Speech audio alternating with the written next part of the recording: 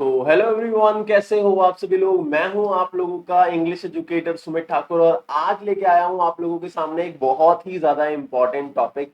और कई सारे बच्चे इस चीज को लेके कंफ्यूज होते हैं, तो मैं इसको बहुत अच्छे तरीके से क्लियर करने वाला हूं कि आप लोगों को अपना पेपर किस तरीके से अटेम्प्ट करना है। देखो भाई, पेपर इस तरीके से अटेम्प्ट करना है कि आपका पेपर टाइम पे भी हो जाए और बहुत अच्छे तरीके से भी हो जाए और एट द एंड आपके बहुत अच्छे मार्क्स भी आए। ठीक है, ये तरीका बहुत बहुत बहुत ज्यादा जरूरी है, इसीलिए चाहूंगा कि ये वीडियो लास्ट तक देखना और इसी तरीके से अपने पेपर को अटेम्प्ट करना। और मैं तो ये कहूंगा कि एक बार बोर्ड एग्जाम से पहले भी इसी तरीके से पेपर को अटेम्प्ट करके देख लेना, एक सेल्फ टेस्ट कंडक्ट कर लेना अपना। ठीक है, देखो भाई, सबसे पहली चीज कि अगर आप पेपर करने वाले हो तो मुझे ऐसा फील होता है कि आपको सबसे पहले या तो राइटिंग या फिर लिटरेचर, इन दोनों सेक्शन में से किसी एक सेक्शन को अटेम्प्ट करना चाहिए।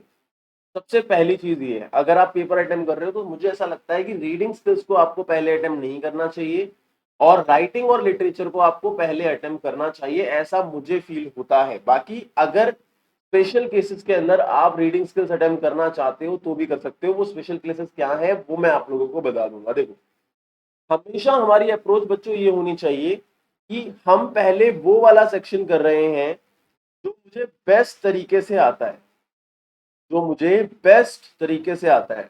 अब रीडिंग स्किल्स के अंदर क्या होता है बच्चों, देखो कुछ स्टूडेंट्स तो ऐसे होते हैं जिनकी रीडिंग स्किल्स बहुत अच्छी होती है एंड इट डजंट मैटर कि वो रीडिंग स्किल्स पहले करें या राइटिंग करें या लिटरेचर करें, वो ओवरऑल ही बहुत अच्छे होते हैं। ठीक है, लेकिन बहुत सारे बच्चे ऐसे होते हैं जिनकी रीडिंग स्किल्स के अंदर अप्रोच जो है वो बहुत ही ज्यादा बेकार होती है और कहीं ना कहीं वो डगमगाए हुए होते हैं, रीडिंग स्किल्स से हमेशा डरते भी रहते हैं because they are not aware about the actual strategy. और कहीं ना कहीं उनकी वोकैबुलरी इतनी ज्यादा अच्छी नहीं होती, रीडिंग स्किल्स उतनी ज्यादा अच्छी नहीं होती।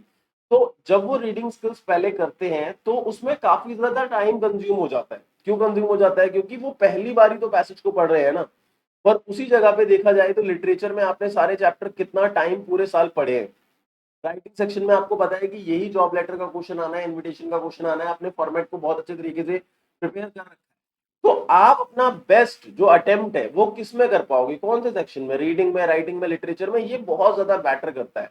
क्योंकि इसकी दो दो रीजन है इसके। सबसे पहला रीजन ये कि जो सबसे अच्छे तरीके से आता है वहां पे सोचोगे ज्यादा नहीं और करोगे ज्यादा, तो आपका टाइम बहुत ज्यादा सेव होगा। जैसे अगर कोई क्वेश्चन 10 मिनट में करना है, उसको जो टाइम मिला है 10 मिनट का मिला है करने का, तो आपका वो क्वेश्चन 7 या 8 मिनट में हो जाएगा। तो you are saving 2 to 3 minutes और उसको वो लास्ट में आप से इन्वेस्ट कर सकते हो उस पर्टिकुलर पार्ट के अंदर जो आपको अच्छे तरीके से नहीं आता है। अब कई सारे बच्चे जो है वो रीडिंग सेक्शन को अटेम्प्ट शुरू में इसलिए भी करने लग जाते हैं क्योंकि they get time of 15 minutes की, भाई रीड कर रहा हूं मैं, अनसीन पैसेज को मैंने लगभग सॉल्व कर ही लिया है तो मैंने रीडिंग को अटेम्प्ट करना स्टार्ट कर दिया। ठीक है, दैट इज गुड, ग्रेट, ठीक है। लेकिन तभी जब वो आंसर्स बेस्ट आंसर्स हैं, अगर तुमने बस ये सोचा कि यार 15 मिनट में तुमने बस क्वेश्चन के वर्ड्स को देख लिया और वर्ड्स को देख के बस तुमने मार्क कर दिया, कॉपी पेस्ट करके करने वाले हो, तो कोई फायदा नहीं है उस चीज को करने का। क्योंकि रीडिंग स्किल्स का मतलब कॉपी पेस्ट करना बिल्कुल भी नहीं होता है।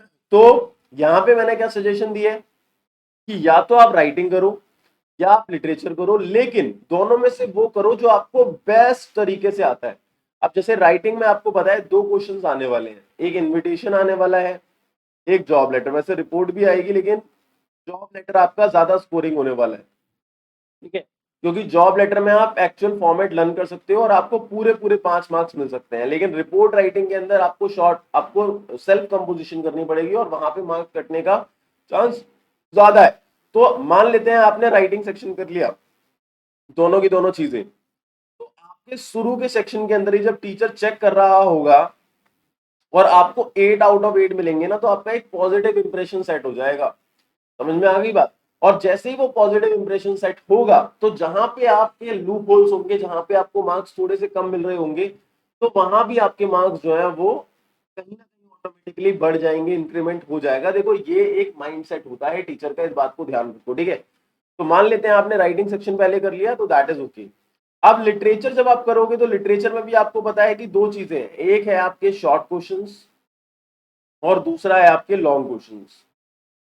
अगर आपको लगता है कि यार आपको शॉर्ट क्वेश्चंस बहुत अच्छे तरीके से आते हैं तो आप पहले शॉर्ट क्वेश्चंस को अटेम्प्ट करो, लॉन्ग क्वेश्चंस अच्छे से आते हैं तो लॉन्ग क्वेश्चंस को अटेम्प्ट करो। समझ में आ रही है बात?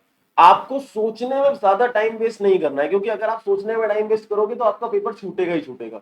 और छूटेगा तो इसका मतलब आपका लॉस है। यार आप खुद सोचो, अगर आप 40 मार्क्स का पेपर अटेम्प्ट नहीं करोगे तो 40 आउट ऑफ 40 आएंगे कैसे? समझ में आ रही है बात? तो आपको शॉर्ट क्वेश्चन या लॉन्ग क्वेश्चन में से वो अटेम्प्ट करना है जो आपको ज्यादा अच्छे तरीके से आता है।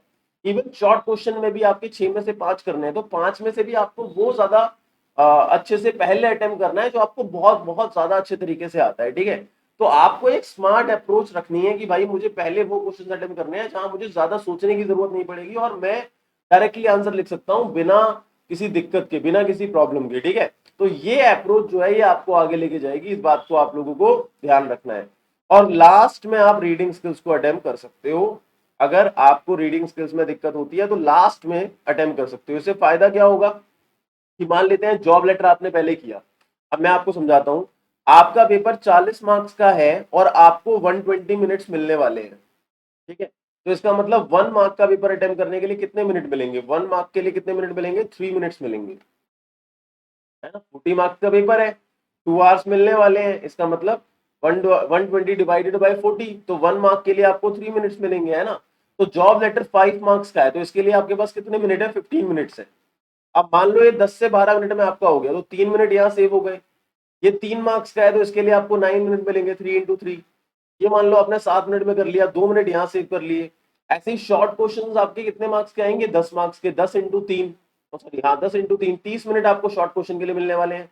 ये आपने 20 से 25 में कर लिए तो यहाँ 5 मिनट सेव हो गए, 10 मिनट सेव हो गए। तो ये जो सारा टाइम सेव हो रहा है ये अगर तुम रीडिंग में इन्वेस्ट कर दोगे तो तुम्हारा पेपर पूरा बैलेंस तरीके से चलेगा।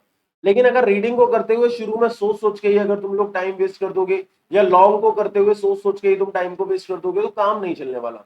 लिटरेचर में शॉर्ट अच्छे से आता है, लॉन्ग अच्छे से नहीं आता, उससे अच्छे से रीडिंग आता है। तो रीडिंग के लिए, लॉन्ग के लिए स्पेस छोड़ के पहले रीडिंग अटेम्प्ट करके लास्ट में लॉन्ग कर लेना उस जगह पे जहां स्पेस छोड़ा है, और सेक्शंस को अलग अलग डिवाइड करके करना है, इस चीज को ध्यान रखना है। तो आई होप बच्चों जितनी चीजें मैंने बताई होंगी वो सारी की सारी चीजें आप लोगों को समझ में आ गई होगी, कोई दिक्कत कोई परेशानी नहीं होगी। और लास्ट में एक प्यारी प्यारी चीज मैं आप लोगों को बताना चाहूंगा कि मैं आप लोगों की प्रिपरेशन सिर्फ 12th क्लास इंग्लिश के लिए नहीं कराने वाला हूं, मैं बहुत सारी चीजें आगे भी कराने वाला हूं। जैसे अगर कोई बच्चा CUET का इंग्लिश का एग्जाम देगा, ठीक है, पार्ट ए वाला, तो उसकी प्रिपरेशन मैं कराऊंगा। अगर कोई बच्चा कोई दूसरा कॉम्पिटेटिव एग्जाम है जिसकी प्रिपरेशन करना चाहता है आगे जाके गवर्नमेंट लेवल पे, तो मैं उसकी प्रिपरेशन भी कराऊंगा। अगर किसी को इंग्लिश स्पीकिंग में मेहनत करनी है तो स्पीकिंग को लेके भी मैं कराऊंगा। अगर किसी को पर्सनालिटी डेवलपमेंट चाहिए, भाई पर्सनालिटी डेवलपमेंट चाहिए, तो उसको लेके भी मैं कई सारी वीडियोस लेके आऊंगा। तो बच्चों मैं बस ये चाहता हूं कि आप लोग चैनल को सब्सक्राइब कर लो, बेल आइकन को हिट कर दो, ताकि आने वाली आप लोगों की जर्नी जो मेरे साथ है ये बहुत अच्छे तरीके से जाए। और वीडियो को लाइक करना नहीं भूलना है, वीडियो को शेयर करना नहीं भूलना है। मैं हूं तुम्हारा अपना सुमित भैया। Bye bye, take care, thank you so much for being here, lots of love and support to each and every